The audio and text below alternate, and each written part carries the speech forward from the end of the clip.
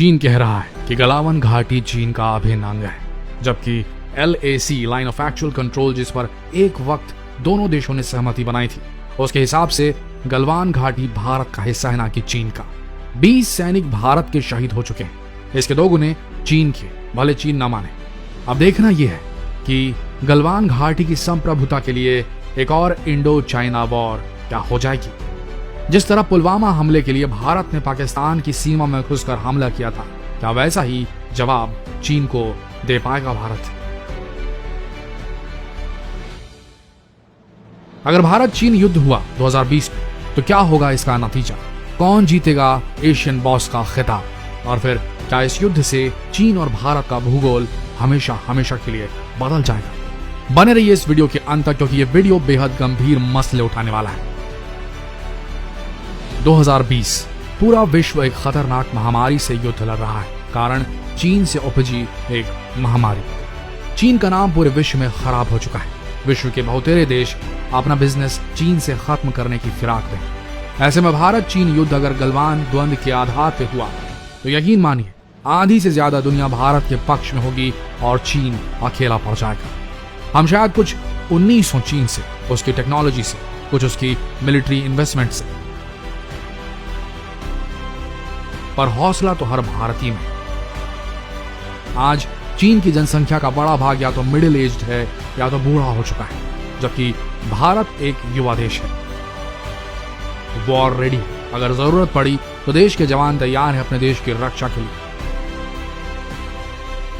चीन में तो सुना है कि फौजियों की भर्तियां भी मजबूरन की जाती हैं। आइए जानते हैं किसके पास कितनी फायर पावर है। चीन की पीपल्स लिबरेशन आर्मी में फिलहाल 22 लाख सक्रिय कर्मचारी हैं, जबकि भारत में संख्या 15 लाख है। ग्लोबल फायर पावर रिपोर्ट के मुताबिक साल 2020 की रैंकिंग में भारत दुनिया का चौथा ऐसा देश है जिसके पास सबसे ताकतवर सेना है। ग्लोबल फायर पावर के मुताबिक भारत के पास इस समय के अनुमान के मुताबिक कुल 35,44,000 मिलिट्री पर्सनल हैं। इसमें से 1,44,000 सक्रिय हैं और 21 लाख रिजर्व पर्सनल हैं। अगर चीन की बात करें तो ग्लोबल फायर पावर की लिस्ट में तीसरे नंबर पर है। चीन के पास इस समय कुल 26,93,000 मिलिट्री पर्सनल्स हैं। इसमें से 21,83,000 सक्रिय हैं और 5,10,000 रिजर्व पर्सनल।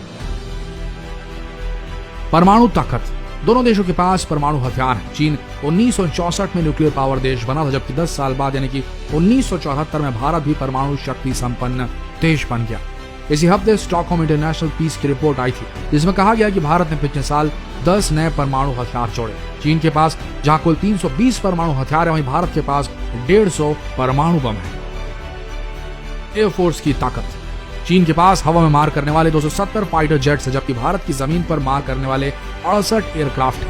चीन के पास सिर्फ 157 फाइटर जेट्स है, जबकि उनके पास जमीन पर मार करने वाले एयरक्राफ्ट भी भारत के मुकाबले काफी कम है। चीनी आर्मी एयरफोर्स के पास सीमा पर 8 एयरबेस है, लेकिन ये ज्यादातर सिविलियन एयरफील्ड्स है।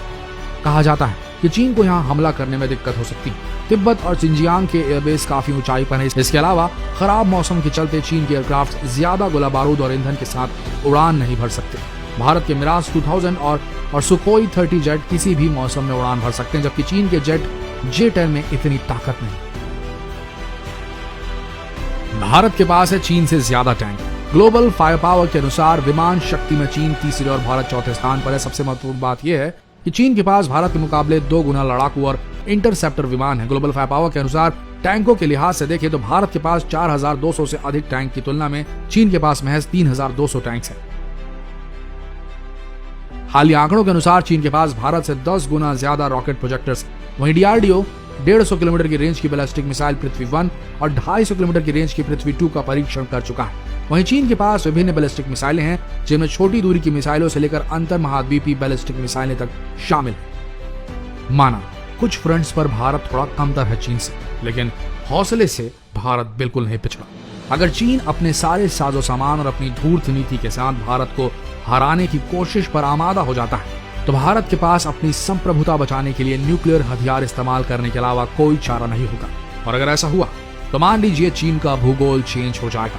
नुकसान कुछ भारत को भी होगा, लेकिन अगर न्यूक्लियर वॉर हुई तो मान लीजिए विश्व सिर्फ भारत का ही साथ देगा और फिर तिब्बत, जहां से 2 महत्वपूर्ण नदियां निकलती हैं, जिन नदियों पर चीन का पूर्वी भाग पूरी तरह पानी पर निर्भर है, वो तिब्बत हमेशा हमेशा के लिए भारत का हो जाएगा। म्यांमार और वियतनाम, इन दोनों देशों के साथ भी चीन का सीमा विवाद है। और आपको बता दें, इन दोनों देशों के पास भले ही इकोनॉमिक बैकिंग ना हो टेक्नोलॉजी, लेकिन इनकी अपने खुद की सेना है जो चीन की टोटल थल सेना की आधी से अधिक संख्या में है। तो समझ लीजिए फिर ये सेना किस देश के लिए, यानी कि भारत के लिए, और किस देश के खिलाफ, यानी कि चीन के खिलाफ लड़ेगी।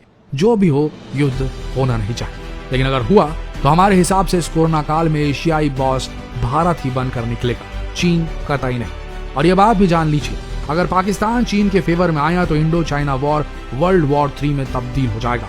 और ये चीन के लिए और बुरा होगा, क्योंकि ज्यादातर यूरोपियन कंट्रीज भारत के पक्ष में होंगी। और ऐसे में हो सकता है जो पीओके, पाक ऑक्यूपाइड कश्मीर, पाकिस्तान ने अपनी सेना के बल पर जिस कश्मीर के हिस्से पर पाकिस्तान ने कब्जा कर रखा है, और जिस पीओके को संभवतः सीपीईसी रोड परियोजना के लिए पाकिस्तान ने चीन को बेच दिया है, वो इस युद्ध के बाद फिर भारत का हो जाएगा। भूगोल बदल जाएगा। नुकसान तो होगा, पर याद रखिए भूगोल बदल जाएगा। इस नाजुक घड़ी में हम अपने टैलेंटेड भारतीय फ्रेंड्स से कहना चाहते हैं, प्लीज एक रिक्वेस्ट है यार, अपना टैलेंट आप फेसबुक पर दिखाइए, यूट्यूब पर दिखाइए, टिकटॉक छोड़ दीजिए, चीनी है, बाइट डांस कंपनी का है जो चीनी कंपनी। पबजी खेलना बंद कीजिए, चीनी कंपनी टेंसेंट का इन्वेस्टमेंट है। याद रखिए, जापान पर अमेरिका ने जब न्यूक्लियर बम गिराया, उसके बाद जो जापानियों ने किया, आज तक अमेरिका जापान में सुई तक नहीं बेच पाया है। और हम भारतीय इतने जवानों की शहादत के बाद भी अगर टिकटॉक और पबजी की लत का शिकार रहेंगे तो क्या खाक भारतीय कहलाएंगे।